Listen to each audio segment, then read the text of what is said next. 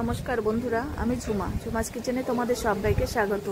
আশা করি বন্ধুরা তোমরা প্রত্যেকেই ভালো আছো এবং সুস্থ আছো। আজকে আমি তোমাদের সাথে রেসিপি শেয়ার করব চিকেন তন্দুরি। দেখো, চিকেন তন্দুরির জন্য আমি চিকেনগুলোকে ভালো করে ধুয়ে নিয়েছি। এবার একটু কাট লাগিয়ে নেব।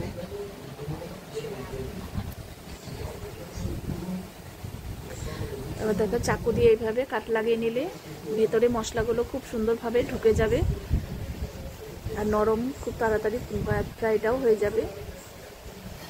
দেখো, এবার দুই পাশটাই একইভাবে কাট লাগিয়ে নেব।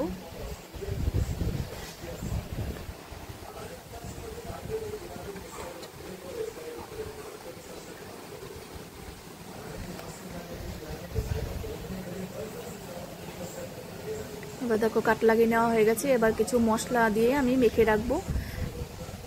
এবার দিলাম ঝাল লঙ্কার গুঁড়ো 1 চামচ, গরম মশলার গুঁড়ো 1/2 চামচ,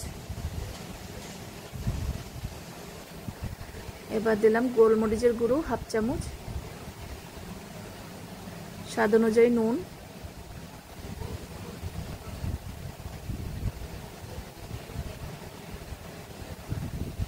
এবার আমি দিলাম লেবুর রস,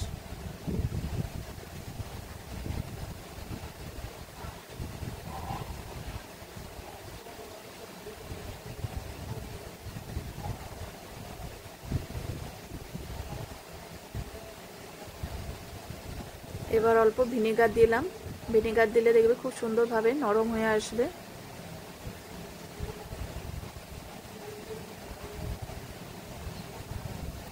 এবার দিলাম কাশ্মীরি লঙ্কার গুঁড়ো।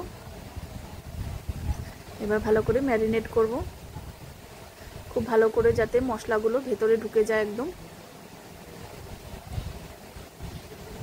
চিকেনটাকে যত মাখা হবে তত দেখবে মশলাগুলো একদম হাড় পর্যন্ত পৌঁছে যাবে।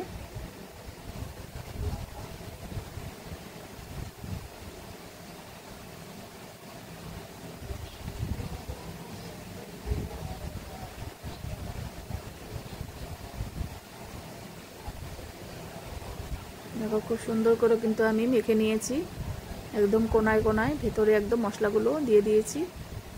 এবার 10 মিনিট এটা রেস্টে রাখবো। এবার দেখো, ততক্ষণে আমি এই একটা দইয়ের ব্যাটার তৈরি করব।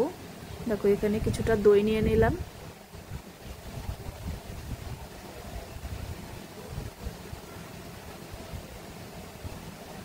এবার দিলাম গোলমরিচের এটা গরম মশলা গুঁড়ো, ঝাল লঙ্কার গুঁড়ো 1/2 চামচ দিয়েছি, কাশ্মীর লঙ্কার গুঁড়ো 1/2 চামচ।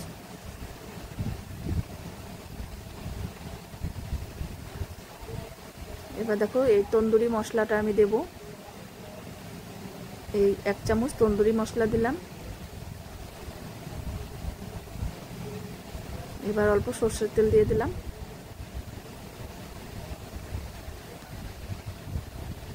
এবার দিলাম আদা বাটা 1/2 চামচ, রসুন বাটা 1 চামচ,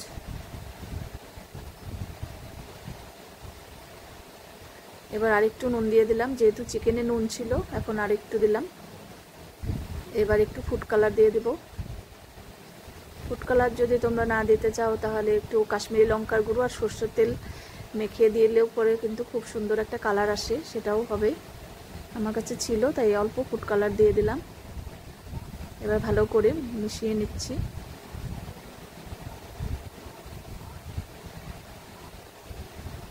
এবার ওই চিকেনটাকে দিয়ে ভালো করে একদম ব্যাটারটাকে ঢুকিয়ে দেব, দইয়ের মিশ্রণটাকে।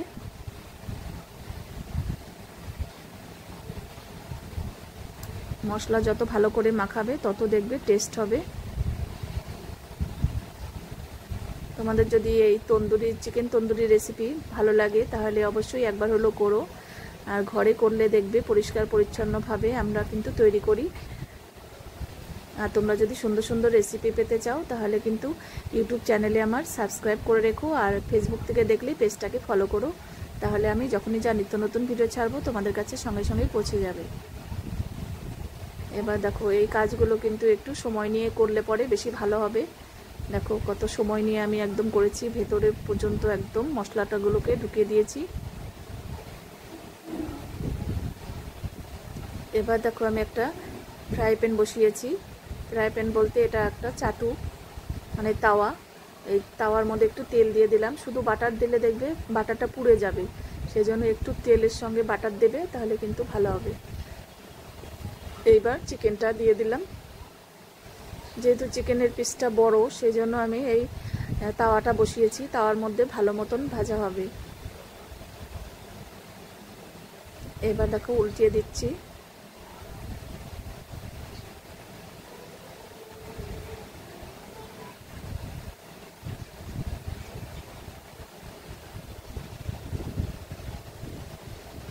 এবার দেখো আমার কিন্তু হয়ে গেছে, এটা ফ্রাই করা কিন্তু হয়ে গেছে। এবার দেখো একটা ওই রুটির ছাঁকনির মধ্যে আমি একটু তেল ব্রাশ করে নিলাম, এবার একটু সেঁকে নেব।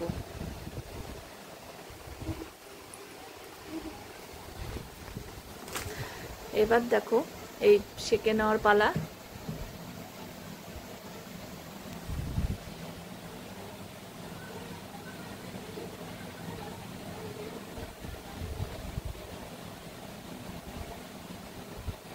দেখো এবার অপর পাশটাও ভালো করে সেঁকে নেব।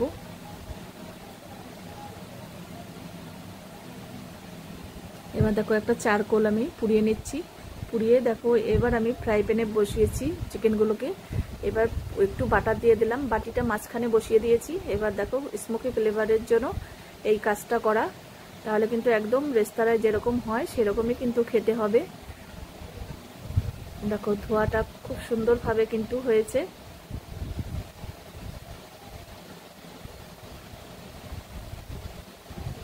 এই দেখো এবার ধোঁয়াও চলে গেছে আমার, কিন্তু এটা স্মোকি ফ্লেভার দেওয়া হয়ে গেছে। এবার বাটিটা সরিয়ে নিলাম।